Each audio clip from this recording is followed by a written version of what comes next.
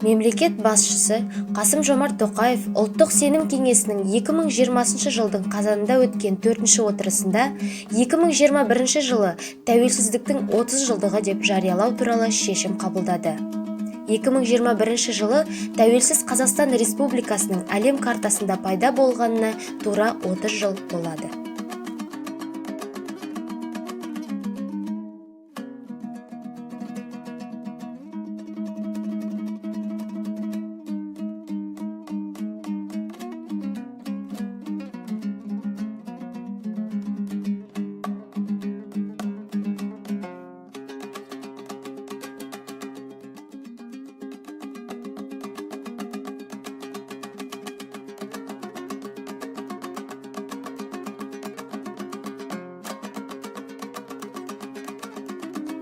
Қазақстан Республикасы тарихы бай, ежелгі мәдениеті мен қайталанбас табиғаты бар ұлы мемлекет. Қазақ жерінің даласы кең. Солтүстік өңірде қар жауған кезде оңтүстіктегі тау етегінде жеміс ағаштары гүлдей бастайды. Солтүстіктегі қайың тоғайлары, Бурабайдың құдіретті қарағайлары, тың жердің алтын алқаптары, ұлы даланың сұр қауырсынды шөптері, Алатау мен Тянь-Шанның биік таулары, бәрі менің Қазақстаным.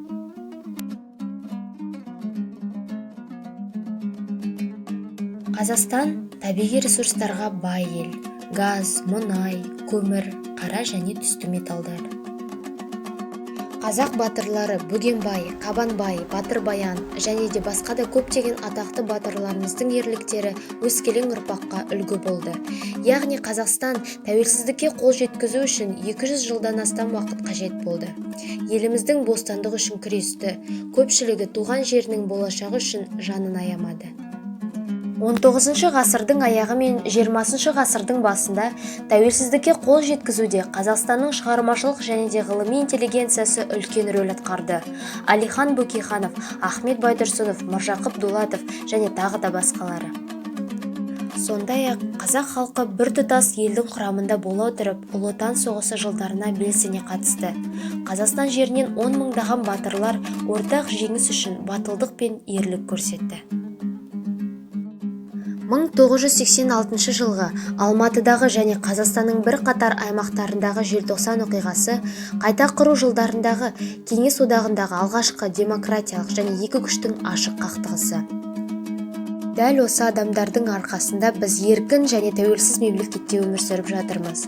Мұның бәрі халықтың бірлігі мен жарқын болашаққа деген сенімінің арқасында.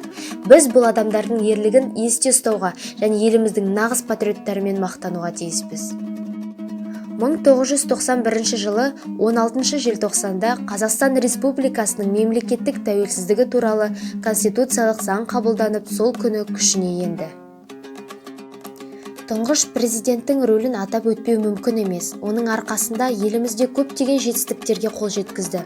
Тәуелсіздігіміздің шежіресі тұңғыш президент елбасы тарихи тұлғасымен тығыз байланысты деп мемлекет басшысы Қасым-Жомарт Тоқаев атап өтті. Бүгінде Қазақстан тәуелсіз, демократиялық және құқықтық мемлекет. 19 миллионға жуық халқы бар көп ұлтты ел, экономикалық әлеуеті бар динамикалық дамушы ел. Конституция кез келген қазіргі мемлекеттің негізгі заңы. Сонымен қатар ертеңгі тұрақтылықтың кепілі. Қазақстан Республикасының президенті Конституцияның кепілі. Мұқағали Мақатаев. Отаным. Тарихтан белгілі, мен оны қайталап жатпаймын. Қуантқан жарлыны, шерліні, отаным Қазақстанды әрқашан мақтаймын. Тарихтан белгілі, тарих сұңғыла қария. Кез болған ел жыры, ел мұны, секілді тасыған дария. Біздінде қартасан, қайғасан, жерүйік іздепті, кезіпті. Олдағы тұрғысыз байлазан, қорқыттың еліне кезікті. Ақылгөй бабалар, даналар, туыстық, достықтан саған. Тап болып, тартысқа кереғар, не шара, шаршаған. Белгілі бәрі де, тарихтан белгілі. Мен оны қайталап жатпаймын. Мақтаймын туымды, гербімді. Отаным, Қазақстанды мақтаймын. Отаным, достықтың отаны. Мен саған ерікті мүшемін. Ей қазақ, аттан түс қонақта. Жақының жат емес басқа бұл, қасиетті жерімде, елімде халықтар мәңгілік дос бауыр. Ата орыс, аға бауыр, бауырым. Бәріміз бір ғана қауым күш. Бұл менің, сенің де ауылым. Қанеки, шайымнан қаны біш.